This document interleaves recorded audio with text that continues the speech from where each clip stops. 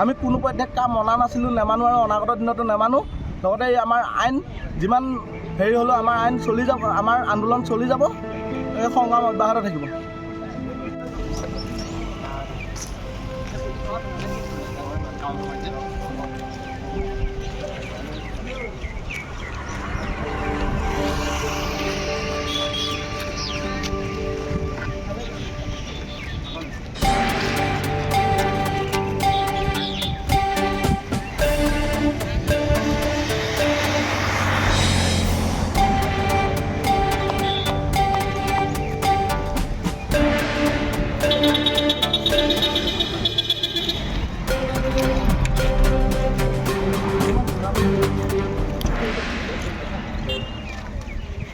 বৰ্তমান যি ক'লা আইন গৃহীত হোৱাৰ পিছতে আজি সদৌ অসম ছাত্ৰ সন্থা আৰু 30 জনগোষ্ঠীয় ছাত্ৰ সংগঠনৰ আহ্বান মৰ্মে আমি আজি পিছলা আঞ্চলিক ছাত্ৰ সন্থাই ভোগপুৰ চাৰিআলি মাজমজিয়াত যি ক'লা পতাকা প্ৰদৰ্শন কৰিছিলোঁ, কিন্তু তাত প্ৰশাসনৰ যি আমাক বাধা প্ৰদান কৰিছে।